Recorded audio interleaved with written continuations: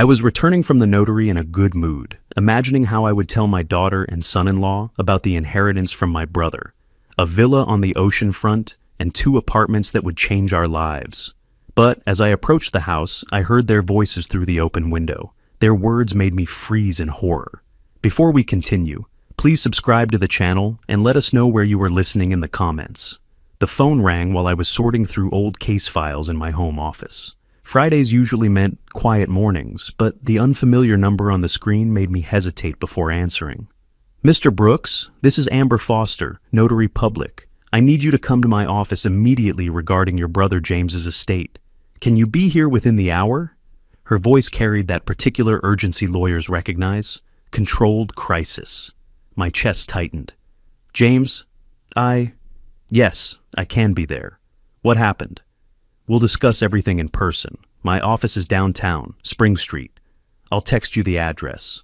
The line went dead before I could ask more questions. James, we hadn't spoken in almost 3 years, not since he'd moved to Florida chasing some real estate venture. Childhood felt like another lifetime. 2 brothers running through summer streets, building forts, sharing secrets. Then careers pulled us apart. His marriage failed. Mine lasted exactly 11 years, and distance became easier than effort. I grabbed my keys and headed for the car. Traffic choked the 110 as I merged toward downtown, giving me too much time to think. James had been 59, healthy last I knew. Heart attack, accident. The possibilities cycled through my prosecutor's mind, each scenario analyzed and discarded. Amber Foster's office occupied a modest suite in an older building. She was younger than I expected. Maybe 36, with sharp eyes and a firm handshake. The room smelled like copy toner and furniture polish. Mr. Brooks, thank you for coming quickly. Please sit. I lowered myself into the leather chair across from her desk. She opened a manila folder, and I caught my brother's name typed across the top document. Your brother passed away last week. Sudden cardiac event. I'm sorry for your loss. Last week.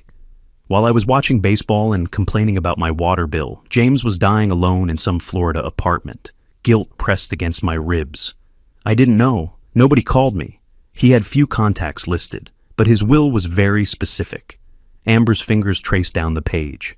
To my brother Thaddeus Brooks, I leave my entire estate. The Malibu property at Ocean View Drive, valued at $3.1 million, and 2 condominiums in Santa Monica, collectively worth $1.1 million. The numbers didn't register at first.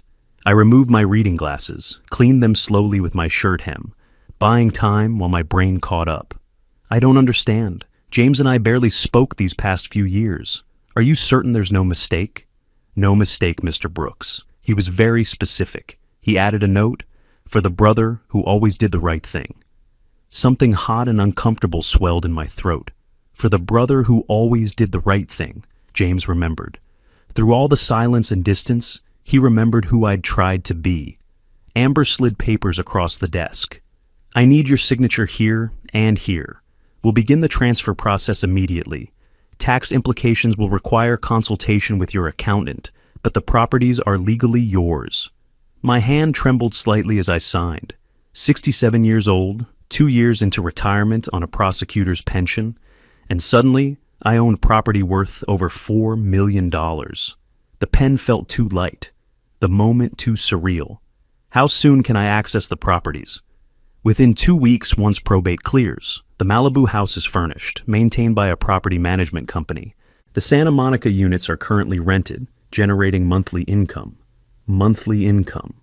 The words tasted foreign. I'd spent decades putting criminals away, living modestly, doing the work because it mattered. Money had never been the point, but now, sitting in this sterile office holding documents that represented more wealth than I'd earned in my entire career, I felt something dangerous blooming in my chest. Hope.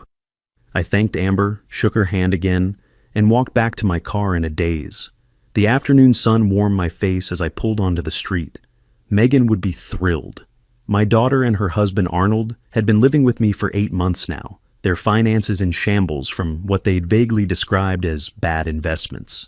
I'd been supporting them, watching my retirement savings shrink, never complaining because that's what fathers do. But now everything would change.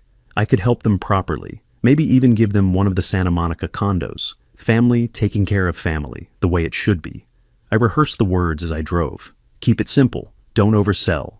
Just, James left me some property. We're going to be fine. The familiar streets of Pasadena appeared, tree-lined and peaceful. I turned onto my block, saw my house ahead, with its faded blue shutters and overgrown lawn. My modest retirement palace, about to become a stepping stone to something better. I pulled up outside and cut the engine, already smiling. I parked on the street instead of pulling into the driveway. Some instinct I couldn't name. The living room window stood open, unusual for midday when we typically kept the house sealed against the heat. Voices drifted out, tense and urgent. Megan and Arnold. My hand froze on the car door. Something in their tone stopped me from calling out, from announcing my arrival. Instead, I found myself moving quietly toward the window, ducking behind the overgrown azalea bushes that desperately needed trimming. The branches scratched my arms, but I held still, listening. If Dad finds out about our debts, he'll throw us out. We can't let that happen, Arnold. We can't. Megan's voice carried that whining edge I'd heard too often lately. But the words themselves? Debts? What debts? He won't find out. We stick to the plan. Arnold's response came flat, emotionless. Tomorrow, you drive him to that psychiatrist I told you about. Guy will write whatever we need for $1,500 cash. My stomach dropped. Psychiatrist? My fingers tightened around my car keys until the metal bit into my palm. What if he refuses to go? Dad's stubborn. He'll ask questions. Then we slip something in his coffee. Sedative. Easy. Arnold's voice held no hesitation, no shame. Once he's in the nursing home, no one listens to old people anyway. His house, his assets, all ours through guardianship. The words landed like physical blows. Nursing home, guardianship, my own daughter and her husband, plotting to drug me, to declare me incompetent, to steal everything I'd worked for. The azalea branches pressed against my back, holding me frozen in a crouch that made my knees ache. But I couldn't move, couldn't breathe. And what about the inheritance? Megan again, sounding excited now. That villa and those apartments. He mentioned James left him properties. We need to move fast before he changes his will. They knew. They'd been listening to my phone calls or snooping through my papers. The violation cut deeper than the conspiracy itself. That's why we moved tomorrow. Arnold's footsteps crossed the room. Get him declared incompetent, establish guardianship, transfer everything. The psychiatrist knows the script. Depression, memory loss, inability to manage finances. Judge will sign off within a week. What if someone questions it? His friends? What friends? The man's a hermit, retired prosecutor who spends his days reading old case files and watching game shows. Nobody's going to fight for him. The clinical assessment of my isolation stung because it was true. I'd let relationships atrophy, focused on work for so long that retirement had left me adrift and alone. Except for Megan. I'd thought at least I had Megan. Her voice wavered. He's still my father. He's an obstacle. Arnold's words came sharp, final. $1,500 for the psychiatrist, maybe another $1,000 for the lawyer who handles guardianship. Small price for $4 million in property.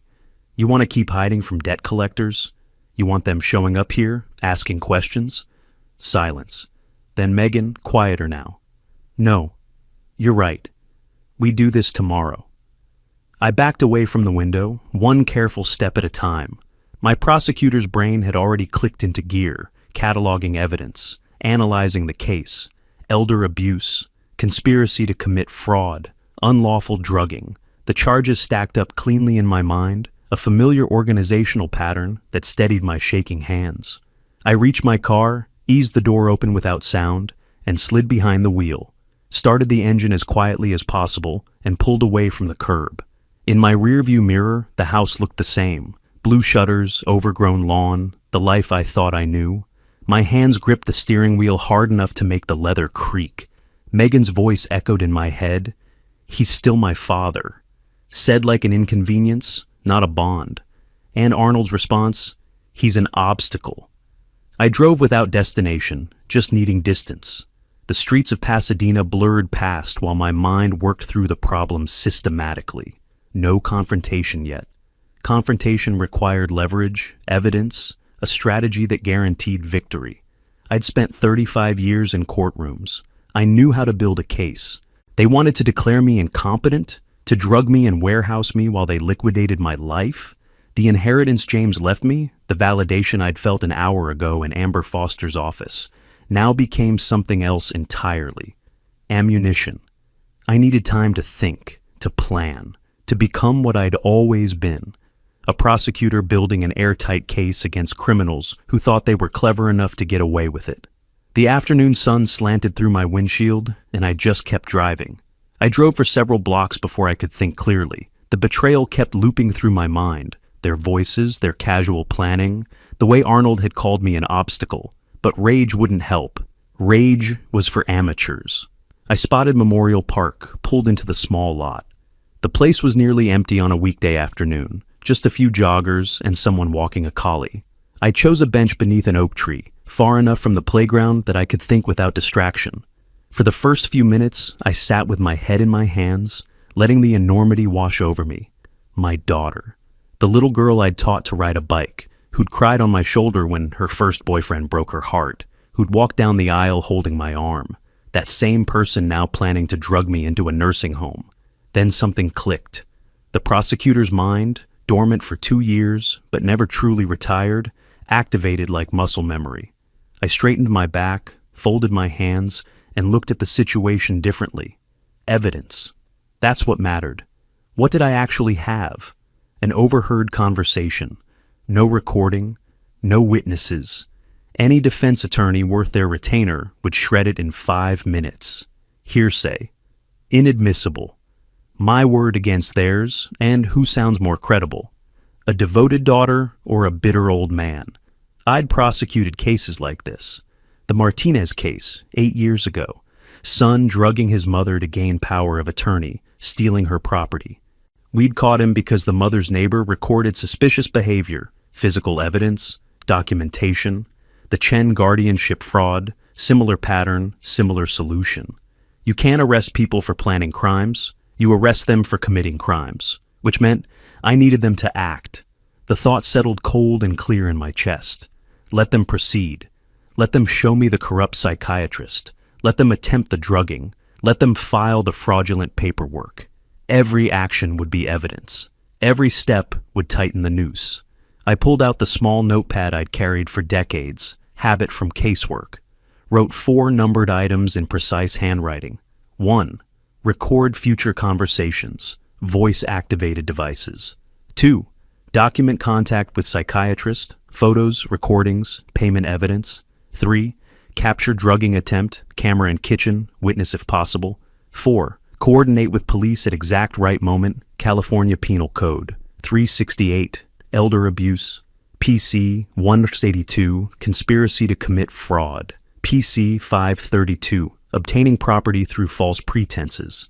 I could recite the statutes from memory, along with typical sentences: 3 to 4 years imprisonment, restitution, permanent criminal records. The afternoon sun slanted through the oak branches, casting patterns on my notepad. I checked my watch, about an hour since I'd left the house. They probably assumed I was running errands, maybe shopping for dinner like I usually did on Fridays. Good. Let them stay comfortable. I scrolled through my phone contacts, found Stanley Morrison's number. Stanley and I had worked together for 15 years at the DA's office before he'd shifted to criminal defense. Smart lawyer, trustworthy. More importantly, he understood elder fraud cases intimately. We'd prosecuted dozens together. The phone rang twice. Stanley Morrison. Stanley, it's Thaddeus Brooks. I need your legal expertise on a criminal matter. How soon can you meet? His tone shifted immediately. Thad, everything all right? You sound... No, not a hypothetical. This is active conspiracy to commit elder fraud, and I'm the target. Silence.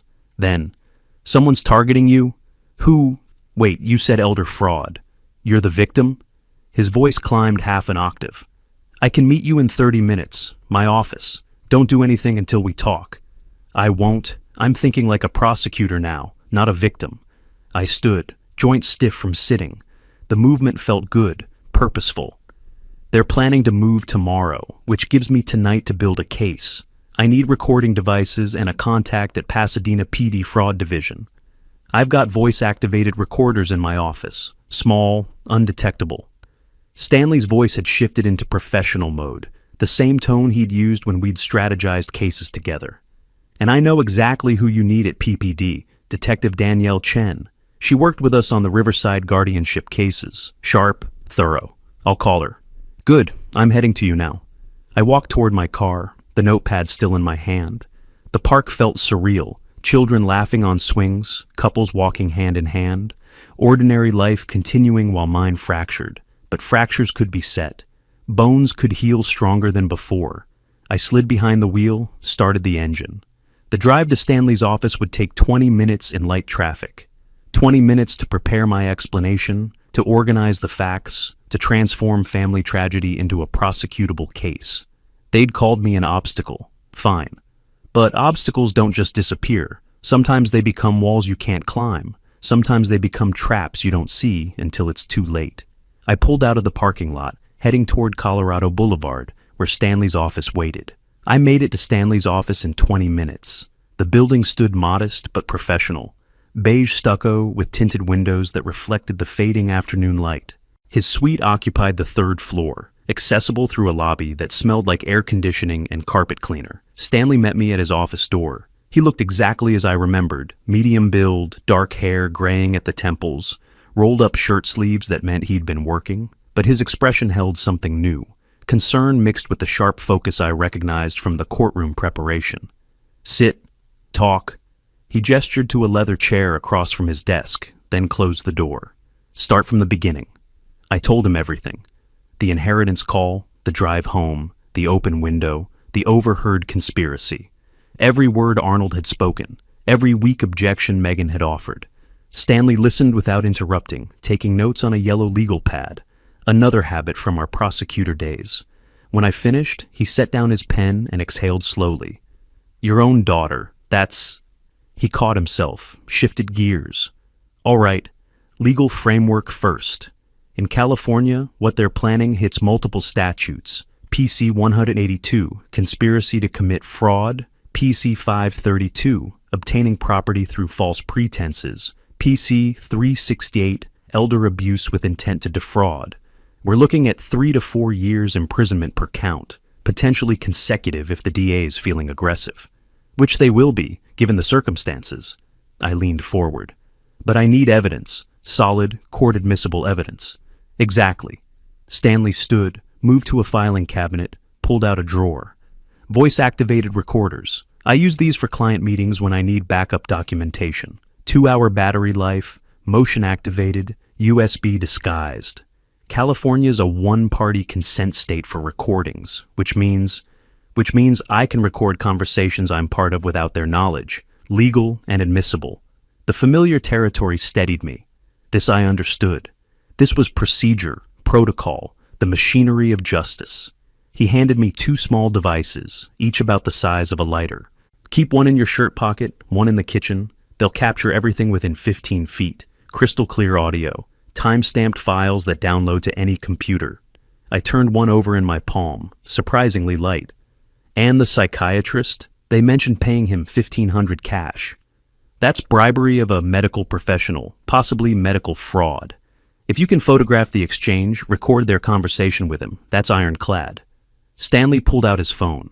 I'm calling Detective Chen. She needs to hear this directly from you. Understand the timeline.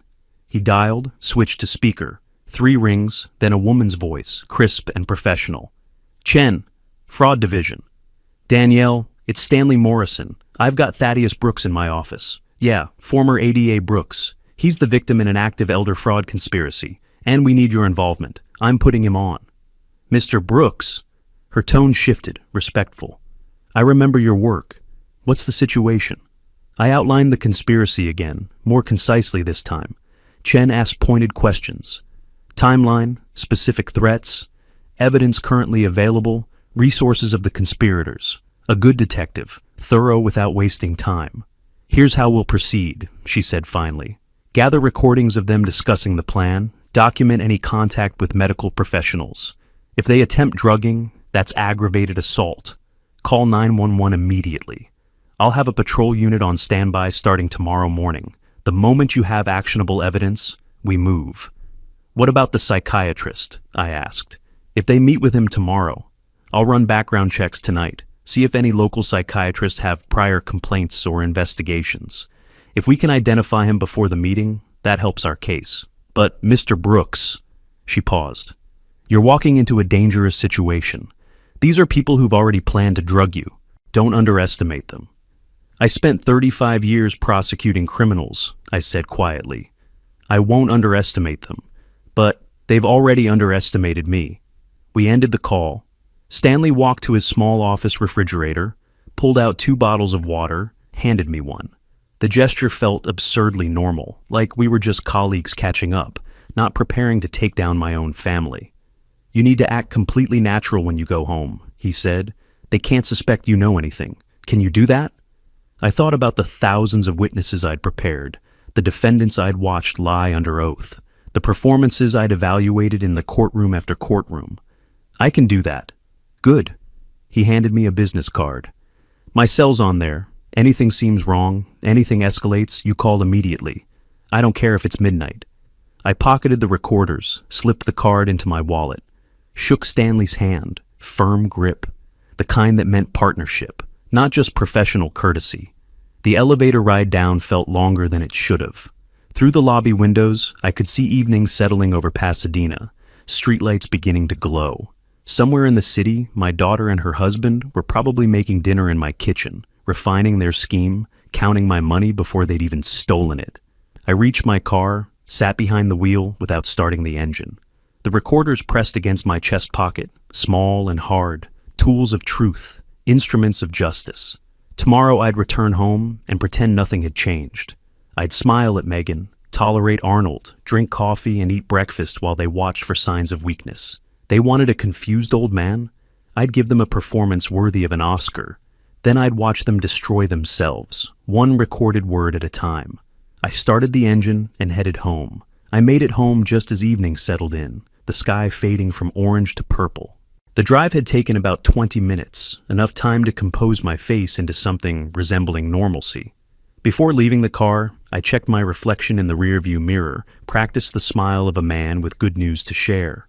The recorder pressed against my chest, a hidden truth beneath manufactured calm. The front door opened before I could reach for my keys. Megan stood there, face instantly morphing into concerned daughter mode. Dad, you were gone so long, we were worried sick.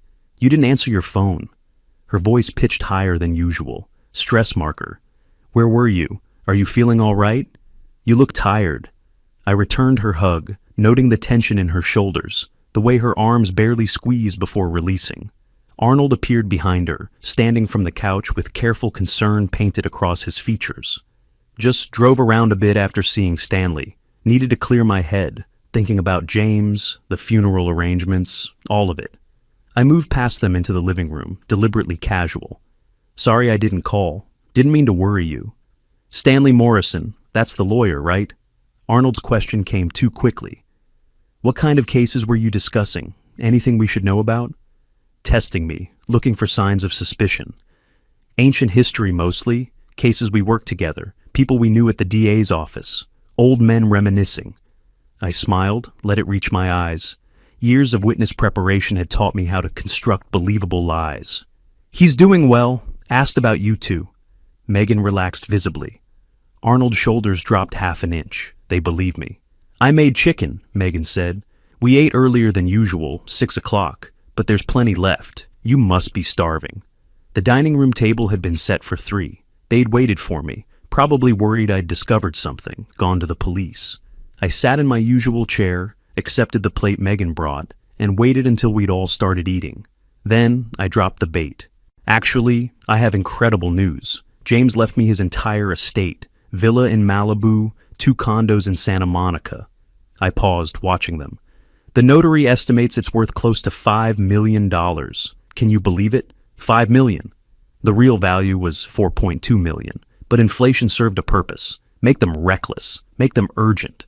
Arnold's fork stopped halfway to his mouth. Megan's breath caught audibly. Under the table, their hands found each other.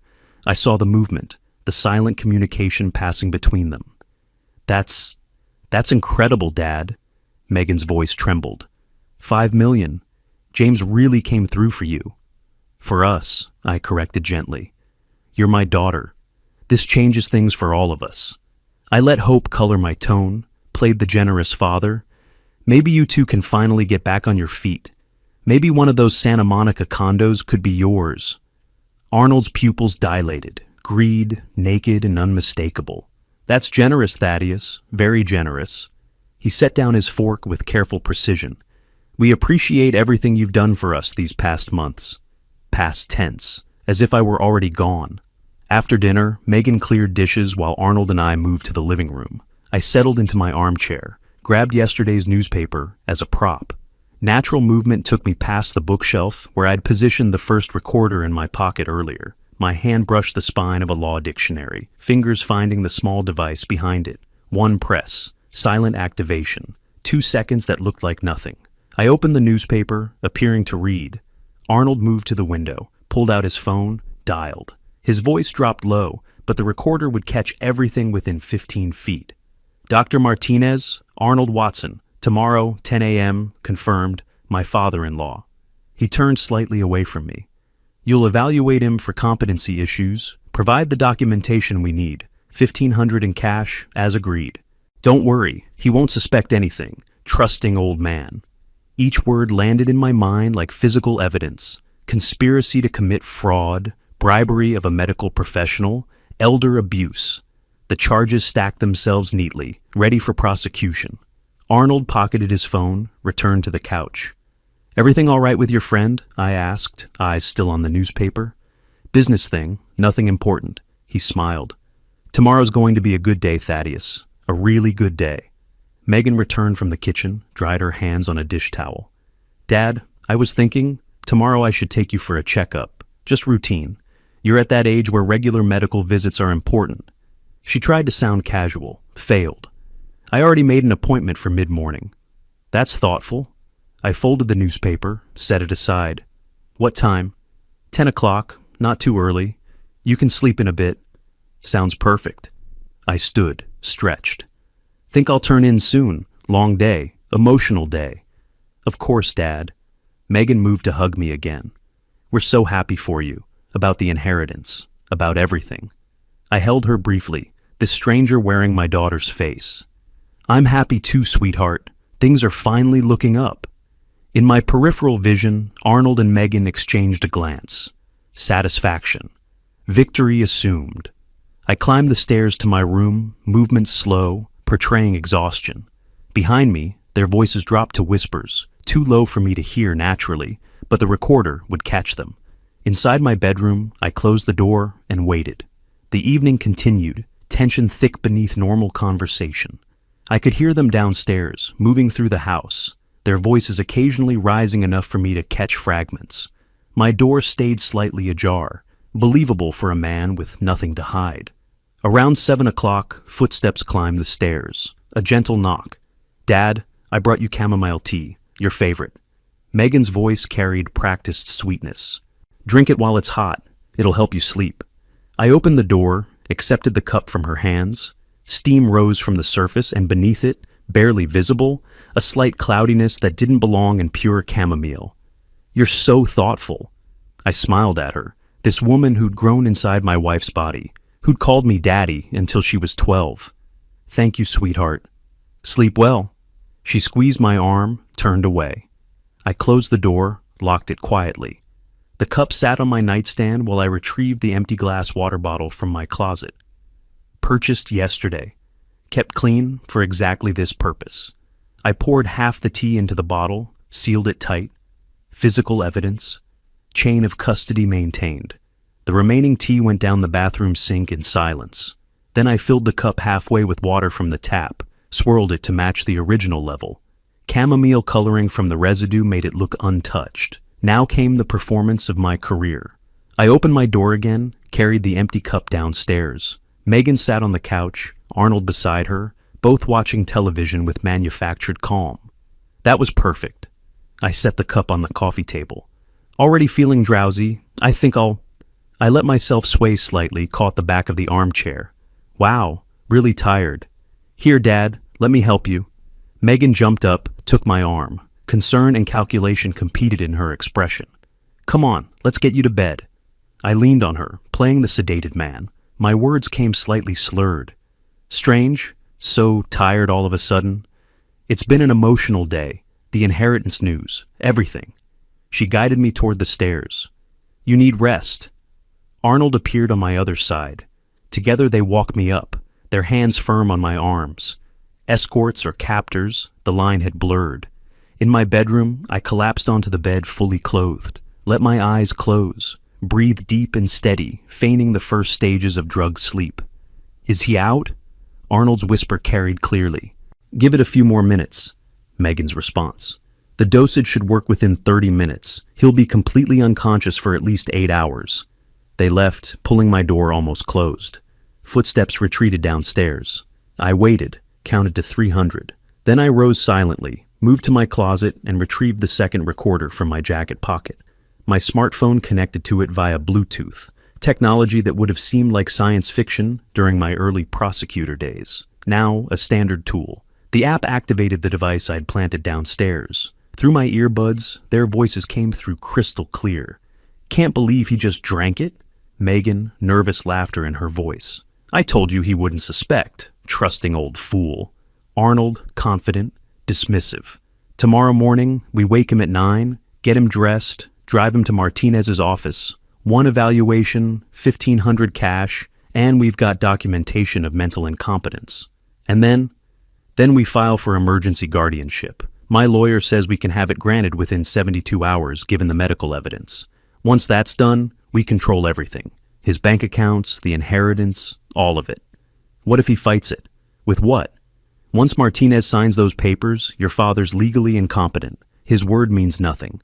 We sell the Malibu property immediately. $5 million, cash buyers already waiting. Split it, pay off our debts, disappear if we need to. Our debts are almost $300,000, Arnold. The casino will get paid. Then we're free. New start, new life. His voice hardened. Your father was useful when we needed a place to stay. Now he's more useful as a source of funds. That's just reality. He's still my father. Weak protest, ritual more than resistance. He's a means to an end. Don't get sentimental now. We've come too far. Silence. Then Megan. You're right. We need this. We deserve this after everything. I sat in darkness, recording every word. Each sentence another nail in their legal coffin. Conspiracy to commit fraud, elder abuse, attempted drugging, filing false medical documents. The charges multiplied. My phone vibrated. Text from Stanley. Status? I typed quickly. Evidence captured. Drugging attempted. Physical sample preserved. Recording their full confession now. Appointment tomorrow, 10 a.m. at Dr. Martinez's office. Need address. Detective Chen advised.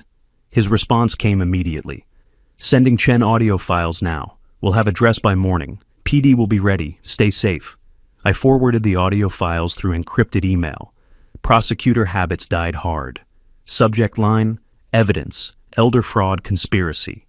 Recipients, Stanley Morrison, Detective Danielle Chen.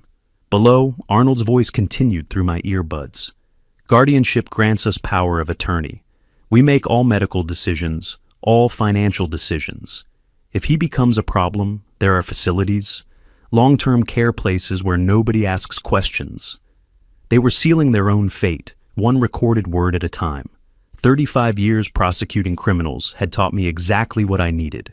Now I had it. I remained dressed, sitting in darkness, phone in hand. Night had fully settled beyond my window. Hours until morning, hours until they'd try to take me to their corrupt psychiatrist, hours until they'd discover what happens when you corner a prosecutor in his own home. Late evening. The house was quiet except for the television downstairs. Canned laughter from some sitcom, commercial jingles for products I'd never buy.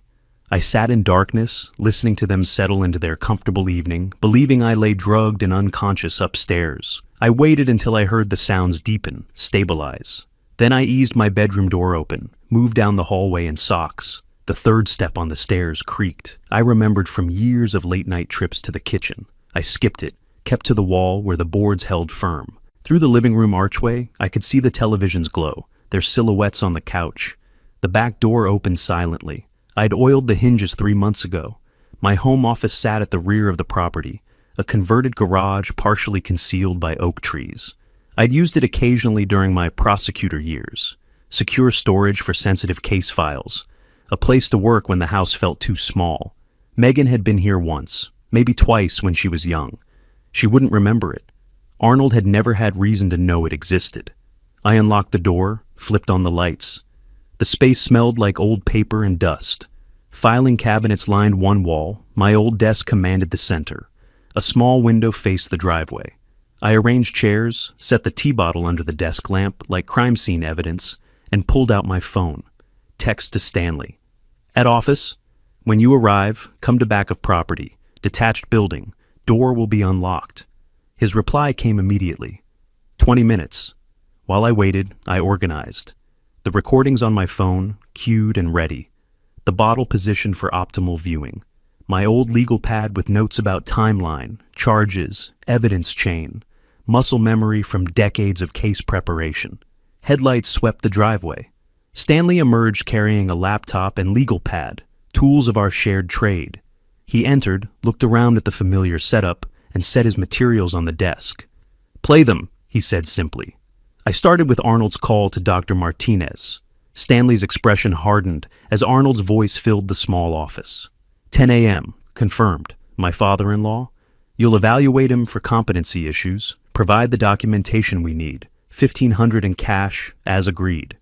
Then the post-drugging conversation, every word of their plan laid bare. The guardianship scheme, the property seizure, their callous assessment of me as obstacle and resource. Stanley opened his laptop, pulled up California Penal Code. His fingers moved quickly across the keyboard. PC 182, conspiracy to commit fraud under PC 182. The drugging attempt, that's PC 347, administering a controlled substance to aid commission of a felony. And the bribe to the psychiatrist is PC 67.5. He looked up, meeting my eyes. Thad, they're looking at 3 to 4 years minimum, each. Good. The word came flat, emotionless. 35 years prosecuting had taught me to separate law from feeling. This was simply consequence meeting action. More headlights. Detective Danielle Chen's unmarked sedan pulled up, 2 uniformed officers with her. She entered briskly, badge clipped to her belt, field test kit in hand. Mr. Brooks.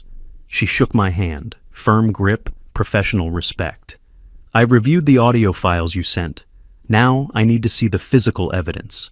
I handed her the bottle. She held it up to the light, examining the slight cloudiness, then opened her kit. A small glass vial, reagent drops, a testing strip. She added liquid from the bottle, watched the chemical reaction. Blue-purple bloomed instantly. Zolpidem, prescription sedative. She photographed the result with her phone, documented time and date in a small notebook. That's PC 347, administering a drug to aid commission of a felony. Possession with intent to incapacitate. Stanley leaned forward. Danielle, what's your recommendation on timing? Chen set down the bottle, crossed her arms. Her expression was all business. We have enough for arrest warrants right now. Conspiracy, attempted drugging, the recordings provide probable cause. She paused, eyes moving between Stanley and me. But I recommend we let them proceed to this doctor's office tomorrow. When they hand over cash and accept fraudulent documents, we arrest all 3, your daughter, her husband, and Dr. Martinez.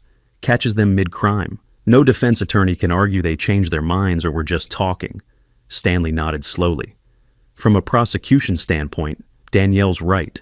Catching them with cash in hand, receiving falsified medical documentation, that's incontrovertible. Actions, not just words. I understood the strategy immediately. Maximum charges, minimum wiggle room for defense. Every element of the crime completed before intervention.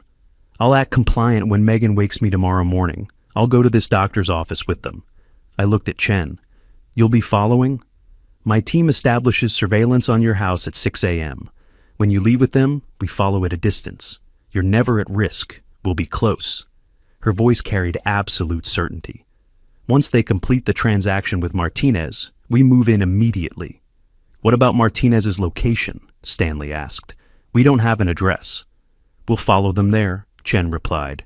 Better for our case anyway. Shows their willingness to complete the crime without coercion. Plus, it protects Mr. Brooks's position. If we arrested Martinez beforehand, they might suspect something. She pulled out a tactical radio, spoke briefly to the officers waiting by the door. They nodded, stepped outside. Through the window, I watched them walk the perimeter, assessing angles and cover points. Surveillance positions established by dawn, Chen continued. Unmarked vehicles, plain clothes. You won't see us, but we'll have eyes on every exit. When do you expect them to wake you? Megan said the appointment was mid-morning, probably around 9, giving time to get me dressed and cooperative. Perfect. That gives us 3 hours of daylight surveillance before movement. She made notes in her phone. Mr. Brooks, tomorrow will be difficult. You'll need to maintain the performance. I understand. The weight of it settled across my shoulders. One more act. One final deception before the curtain fell. Stanley closed his laptop. I'll have emergency restraining orders ready to file the moment they're arrested. Asset protection, injunctions against property transfer. Your inheritance will be protected.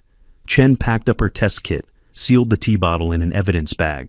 We move at 6 a.m. Stay in your room tonight, maintain the pretense. When she wakes you, you're groggy, compliant, trusting. Can you do that?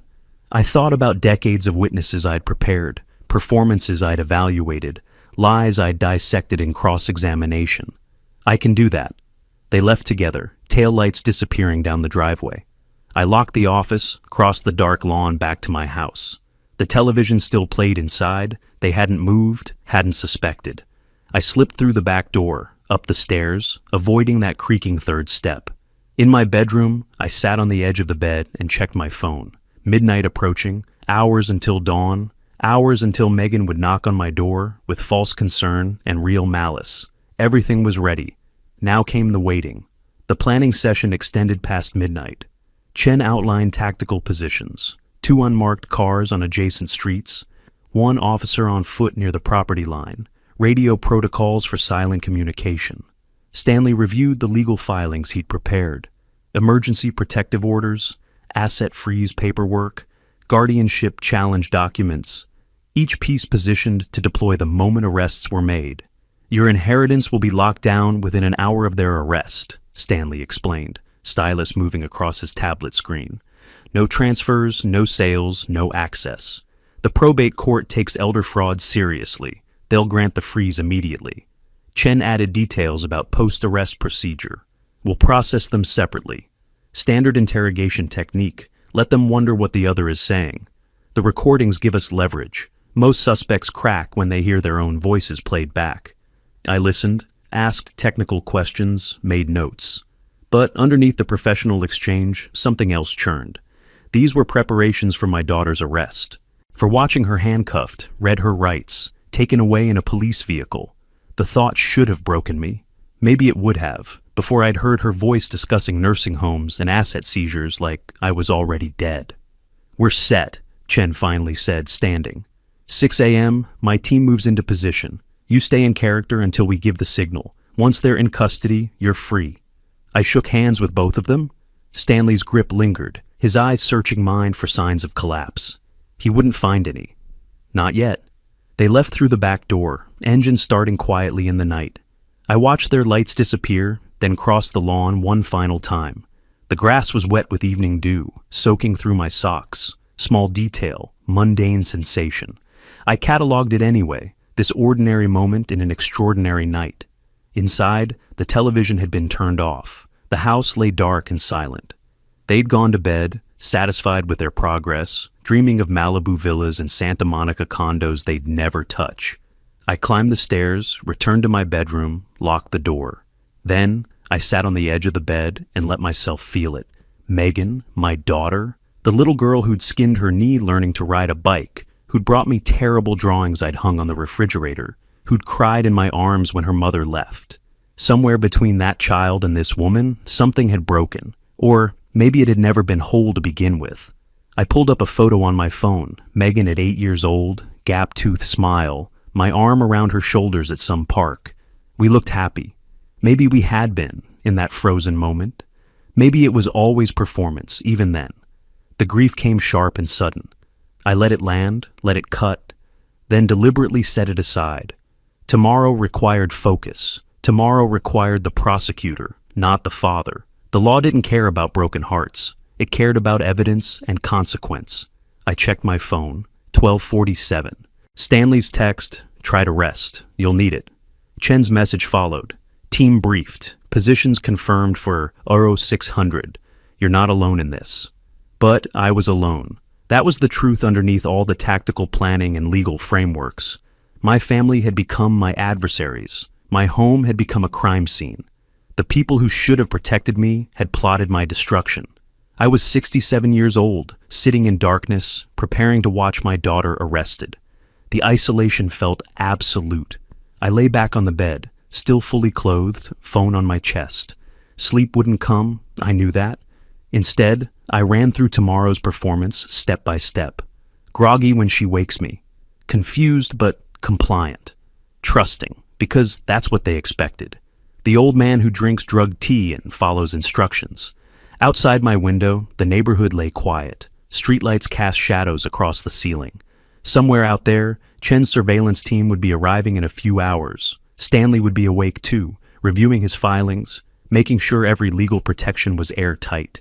And here, in this bedroom where I'd lived alone for 2 years of retirement, where I'd imagined my remaining years passing peacefully, I waited for dawn to bring the final confrontation. My phone screen glowed in the darkness. 1:32, then 1:45, 2 o'clock. Time moved with deliberate cruelty, each minute a separate eternity. I thought about James, my brother who'd left me $5 million and a note for the brother who always did the right thing. He'd known something about doing right even when it hurt, even when it cost. This was right. I knew it with prosecutorial certainty. They'd planned elder abuse, conspiracy, fraud. They'd drugged me, or tried to. They'd spoken about nursing homes and asset seizures with casual cruelty. The law required consequence. Justice demanded response. But knowing it was right didn't make it easier. 3:15, 3:48, 4:21. The darkness outside began its slow shift toward gray. Not sunrise yet, just the first suggestion that night couldn't last forever. Somewhere in the house, Megan and Arnold slept peacefully, convinced their plan was proceeding perfectly. They didn't know that justice, like dawn, was inevitable. I remained motionless, phone in hand, waiting. The longest night of my life crawling toward its conclusion. Soon Chen's team would be in position. Soon Megan would knock on my door. Soon the final act would begin. But for now, in these last hours of darkness, I simply existed in the space between what had been and what was coming. A father preparing to prosecute his daughter. A victim setting a trap for his attackers. A prosecutor ensuring the law reached everyone, even those who shared his blood. The phone screen read 4:53. Dawn couldn't come fast enough. Morning light finally broke through my window after the longest night. I'd watched darkness fade to gray, then gray soften into dawn. 6 o'clock came and went. Chen's surveillance team moving into position around my house, invisible to the people sleeping downstairs. Around 8:30, footsteps approached my door. A gentle knock. "Dad, time to wake up." Megan's voice carried forced cheerfulness. "I scheduled that doctor's appointment for you. 10 o'clock, remember? You said yesterday you wanted to get your blood pressure checked." I'd been sitting on the edge of my bed for hours, but I lay back down, arranged myself like someone emerging from deep, drugged sleep. When she opened the door, I blinked slowly, raised one hand to my forehead. "I asked for an appointment?" My voice came thick, confused. I don't remember saying that. My memory. I let the sentence trail off, looked at her with uncertainty. "Must be getting old, but if you scheduled it, we should go. You're taking care of me." Relief flooded her expression. She believed it. Believed I was still foggy from whatever they had put in my tea, compliant and manageable. "That's right, Dad. Just a routine check. Get dressed and come down for breakfast." I moved slowly, getting ready, fumbled with buttons, took twice as long as necessary. Every gesture calculated to reinforce their confidence. When I descended the stairs, Arnold stood in the kitchen wearing a smile that didn't reach his eyes. Morning, Thaddeus. Coffee's ready, and I made toast. He pulled out a chair with exaggerated care. This inheritance of yours, 5 million. We should celebrate properly. After the doctor gives you a clean bill of health, let's go somewhere nice. My treat. We're family, after all. The irony hung thick enough to choke on. Family. The word had meant something once. That sounds nice, I said, accepting the coffee cup with slightly trembling hands. Another calculated gesture. Very nice. We ate quickly, all of us pretending normalcy. Megan touched my arm periodically with false affection. Arnold discussed restaurants and celebration plans. I played the part, grateful, trusting, slightly confused. The prosecutor in me cataloged every detail while the father in me died a little more with each lie. We left the house shortly before 10. Arnold insisted I sit in the back seat, more comfortable for you, while he drove. Control, always control. I didn't protest, just settled into the leather seat and stared out the window. The journey took 35 minutes through progressively deteriorating neighborhoods. Pasadena's tree-lined streets gave way to commercial strips, then industrial areas, finally old buildings with cracked facades and barred windows. This wasn't where legitimate doctors practiced. This was where desperate people came for procedures they couldn't get legally. At a stoplight, I glanced in the side mirror and caught sight of a gray sedan 3 cars back. Detective Chen. Relief washed through me. Silent, invisible backup. My lifeline. We pulled up to a shabby building just after 10:15. The sign read, medical offices, but half the letters had faded. Arnold parked, helped me from the car with theatrical concern. We climbed narrow stairs to the second floor, entered through a door marked Martinez Medical Consulting. The waiting room held outdated magazines and worn furniture. No receptionist, no other patients. Martinez appeared almost immediately. Nervous-looking man in his 50s, wearing a doctor's coat over street clothes. His eyes darted to Arnold, then me, then away. "Mr. Brooks, please, come in." His voice wavered slightly. "I'm Dr. Martinez. Your daughter tells me you've been having some memory issues. Let's do a quick evaluation. Nothing to worry about." I shuffled into his examination room, let Megan guide me to a chair. Martinez pulled out a clipboard, began asking basic questions. Date, location, simple math problems. I answered slowly, hesitantly, occasionally glancing at Megan for confirmation. She squeezed my shoulder, playing devoted daughter while I played confused old man. 15 minutes. That's all he took for his thorough evaluation. Then he set down the clipboard and turned to Megan and Arnold. His expression practiced concern. "Mrs. Watson, Mr. Watson, I need to speak with you about your father's condition." He avoided looking at me directly. "He's demonstrating clear signs of cognitive decline. Memory lapses, confusion, difficulty with complex reasoning. In my professional opinion, he requires supervised care. I recommend pursuing legal guardianship immediately." Arnold leaned forward eagerly. "We appreciate your thoroughness, doctor. We've been concerned about him living alone, managing his finances. With his recent inheritance, significant assets, we need to ensure everything is properly managed." His hand moved to his jacket pocket. "You'll provide the documentation we need?" Martinez nodded, pulled out pre-printed forms from his desk drawer. Competency evaluation, recommendation for guardianship, medical justification, everything you'll need for court. Arnold's smile widened. He reached into his jacket, extracted a white envelope. The envelope I knew contained $1,500 in cash.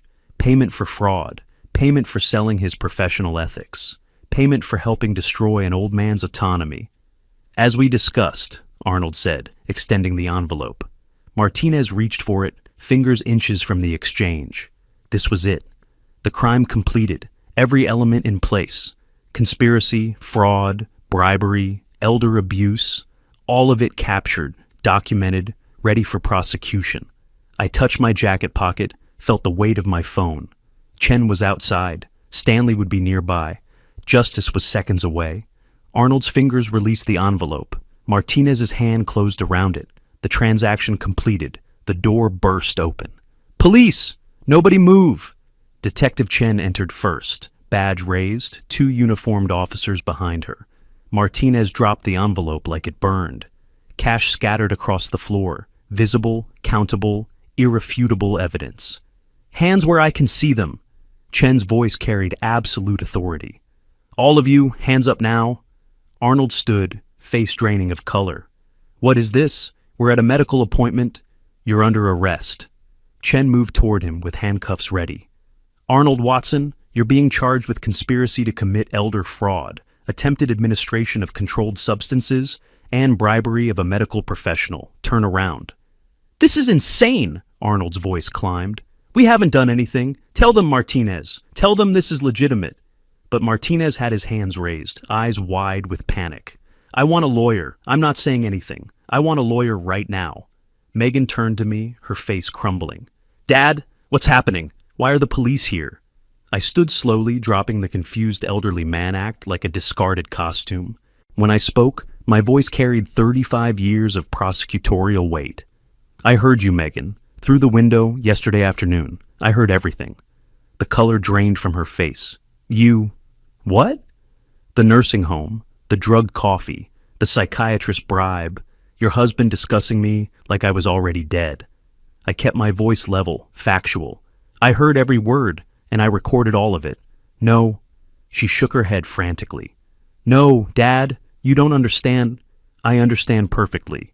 You conspired to declare me incompetent, drug me, seize my assets through fraudulent guardianship, and warehouse me in a facility where nobody would listen to me.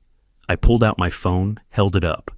California Penal Code 368, elder abuse, PC 182, conspiracy, PC 347, administering drugs to commit a felony.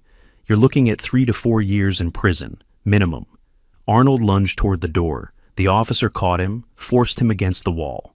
Assault on an officer? That's another charge. Chen finished handcuffing Arnold, moved to Megan. Megan Brooks Watson, you're under arrest for conspiracy to commit elder fraud and attempted administration of controlled substances. Dad, please! Megan's voice broke. I'm your daughter. You can't do this to me. You did this to yourself. The words came cold, final.